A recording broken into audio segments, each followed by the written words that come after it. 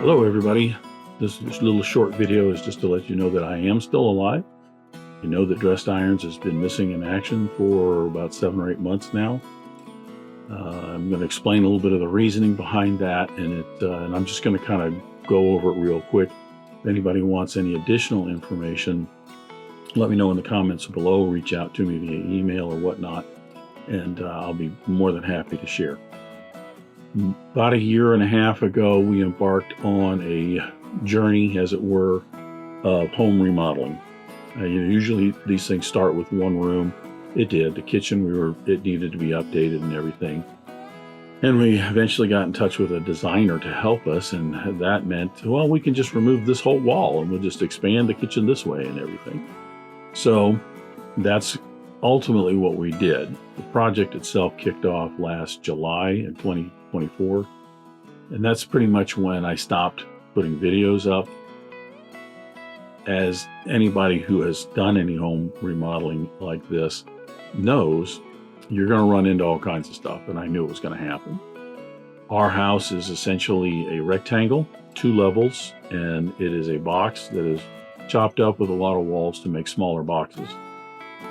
We essentially were going to take one wall out and expand the kitchen.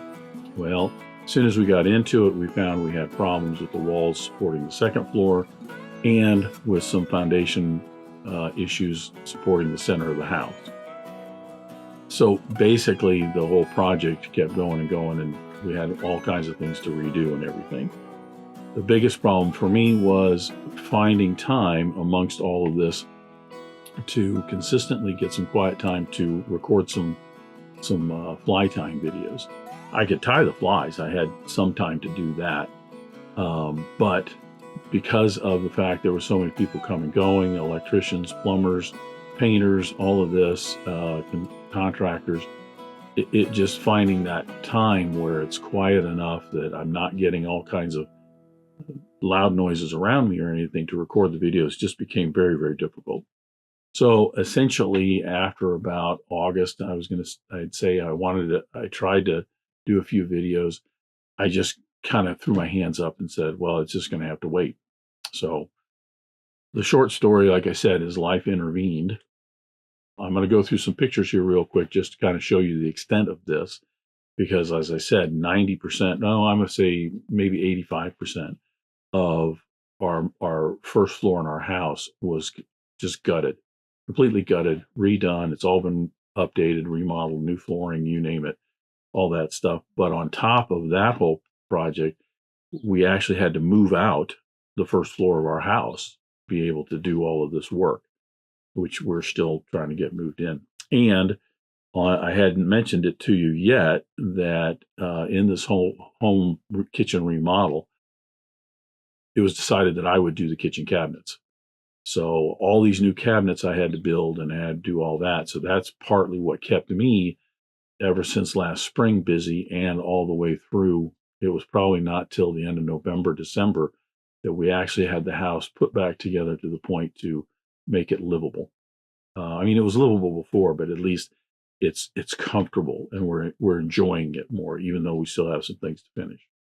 What I want to do real quick is just go through some quick pictures to show you just the extent of what we were doing and everything, because I just don't want this video to get too long. So take a look at some of these pictures.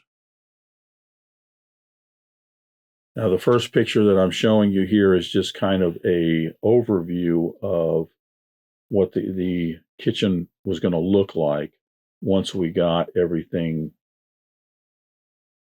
the walls out and everything else. This is a view of the kitchen being basically pushed back into a room behind it with your oven, range top, range hood, and then to the right is going to be the sink and a large picture window that we put into the kitchen.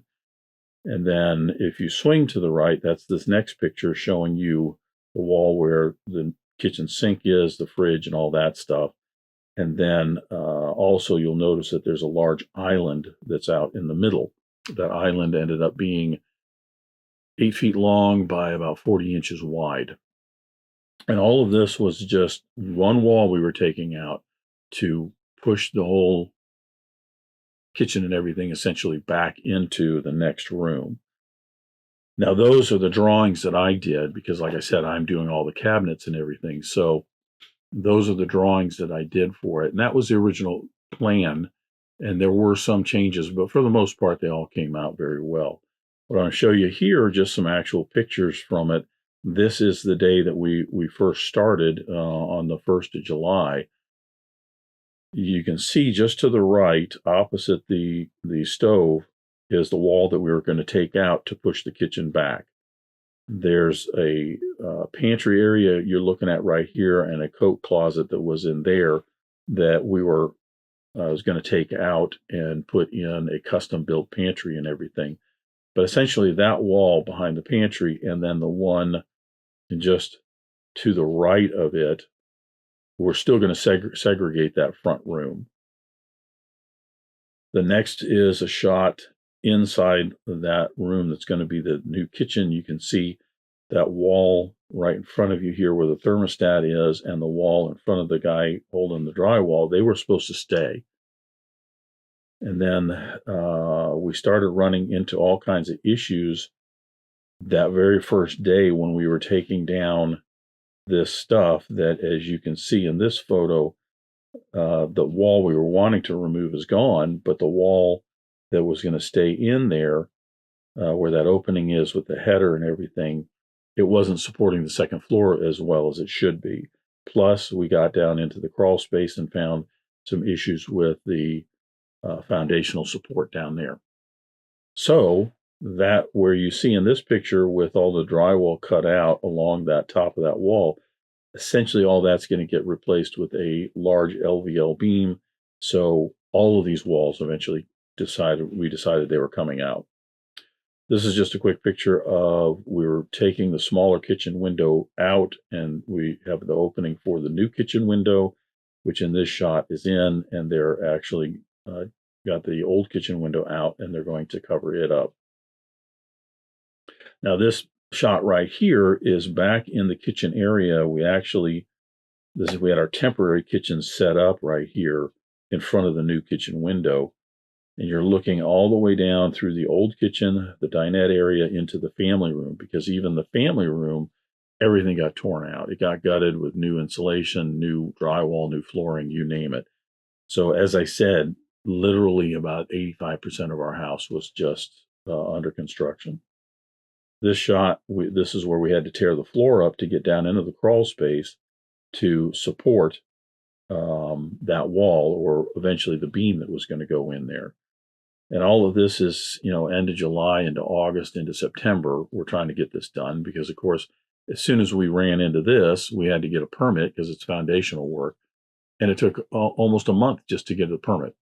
So here you see the LVL beam is actually in place and we're getting the floor joists for the second floor attached. There's a temporary wall right there to support it while we're attaching those, but that's the actual beam. And then this is a shot of the family room almost completed. I don't have trim up in there.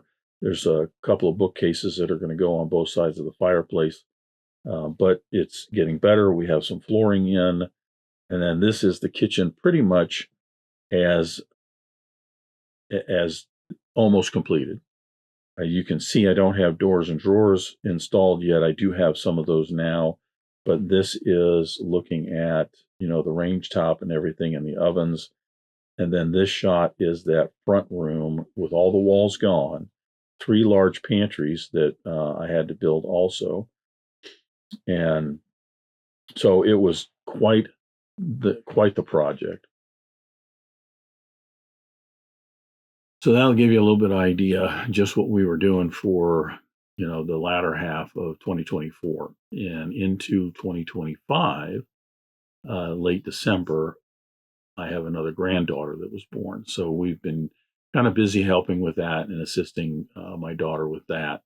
But it's just been a very hectic time. Aside from all of that work and everything that was going on, as I had mentioned, finding the time where it was just quiet and consistently quiet where I could do the filming for these videos was just almost non-existent. So that's pretty much why I haven't done any videos in a while, and I apologize for that. A lot of you have been supporting dressed irons and still are supporting dressed irons, and I really appreciate that.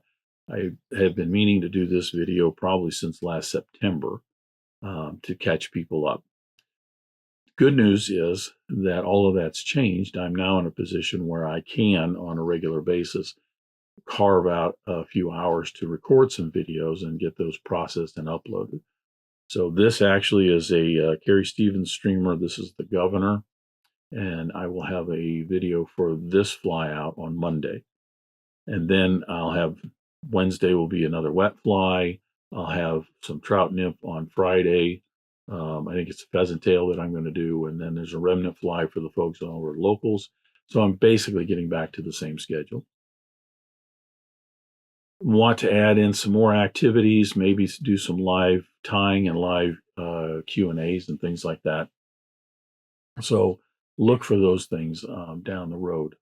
I've got some work to do on the website, and I've got a number of other things, including going to some tying shows and doing some tying this year. So I have things, in the works here. It's just that I have not been able to devote the attention that I needed to dressed irons, but we're back at it now. So I appreciate everybody's ongoing support, all the comments that I've been getting on the videos on YouTube. A lot of people still watching those, even though I haven't been putting anything up. And but keep an eye out on the channel. There will be videos coming out on Monday, and I should be back into my regular routine. If you have any questions about dressed irons or any of the flies, the email address is in the description, or you can leave a comment on that video, as well as this video if you want more information pertaining to this overall project that we did. If you're possibly going to embark on one yourself and you're looking for some tips or something like that, just some general information, let me know. I'd be more than happy to share more information about our journey, as they say these days. Wasn't a nightmare, but it was just kind of a pain. So, but that's life. Anyway, thank you very much for the support. Enjoy the videos. One other final note, if you made it to the end of this video, recently I have become aware I'm having problems getting notifications from YouTube when somebody leaves a comment on a video. I'm looking into this. I don't know why this stopped about a month and a half ago. If I have not responded to your comments, I'm scrubbing through to see which ones I haven't. Please be patient. I'll get this figured out. But if you leave a comment and it takes a day or two or maybe even a week for me to find out that it's out there, just please be patient. Thank you.